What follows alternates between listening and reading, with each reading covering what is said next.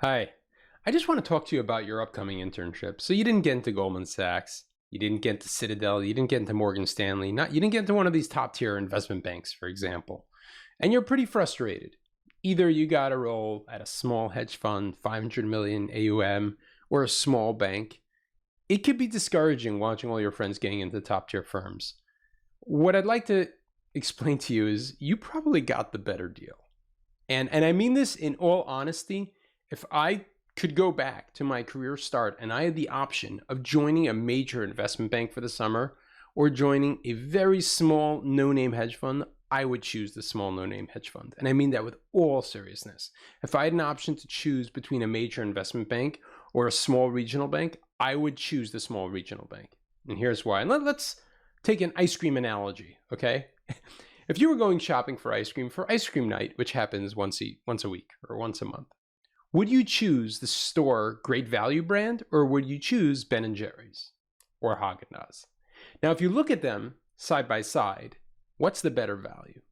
So if you go with Haagen-Dazs or Ben & Jerry's, you're going to get a 4-ounce teeny ice cream for like $6. It's a really small thing. It will taste amazing, but you are getting very little ice cream for your dollar. Whereas if you go with a Great Value Walmart brand, for example, you're going to get a lot of ice cream for much less money. Now, which one are you going to choose? If it was me, or if it was you, you'd probably take the Ben & Jerry's or Haagen-Dazs, thinking, all right, this doesn't happen very often. It's ice cream night. I'm cheating a little. I might as well get the best possible flavor, which is fine. But there's also a tremendous value and probably more benefit in going with the cheaper brand. What's the difference in quality? 10 out of 10 versus 9 out of 10 versus 8 out of 10. The store brand still tastes good, right? Plus, you can have a ton of friends join and share with them. There's a lot more to go around, and you saved money that you can put towards future ice cream. These internships are really no difference. Here's the main reason. When you go and intern at a major investment bank, legally, and they have like compliance and legal all watching them, they can't give you actual work. You can't be helpful on the desk because you can't interact with clients. You don't have your series exams. You're not an actual employee of the bank. So what does your internship look like? Well, you meet with a bunch of people on the desk. You get a project. You do fun activities with the other interns. You do some networking. You go to meetings to kind of get a feel of what it's like to work at a bank. And that's it. You do a presentation as well. You do a stock picking assignment. It's basically like a glorious course at your university. You don't actually get work experience. I know this.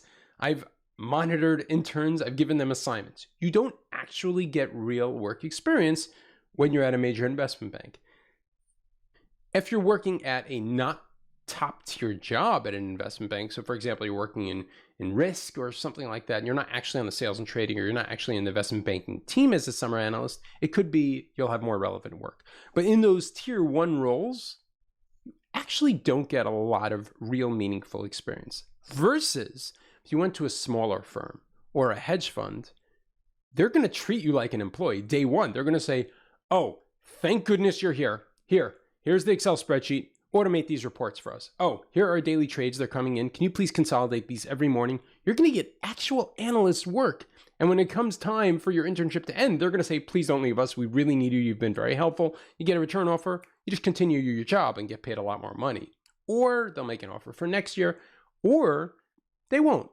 But your resume will have way more valuable bullets. You didn't attend meetings. You didn't give a presentation. You actually reviewed P&L day over day.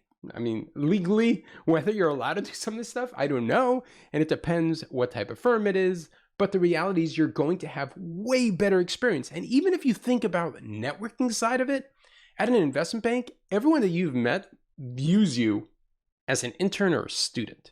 You haven't actually been tremendously helpful. So they don't have that really strong opinion. Whereas if you went to a smaller firm, they're going to see you as somebody who has incredible potential and has done useful stuff. For example, during the day, I run a technology startup called Dragon. We have a team, bunch of developers, and we have 2 interns coming this summer. There's no fun stuff. There are no hurrah parties and networking events. None of that. They're sitting down, and day one, I'm saying, okay, we are trying to integrate these APIs with these other companies. Here's your project. Get Python loaded up. Your computer is ready. Start building this so that we can connect to these APIs. It's like useful work right away. If they do a good job, bam, return an offer, or at least really valuable stuff on their resume. That's the way an internship should be. And quite honestly, I value those more and they look better on your resume. So don't feel all sad and dejected that you don't have this amazing, glorious, top tier investment bank internship on your resume. In a way, you've won.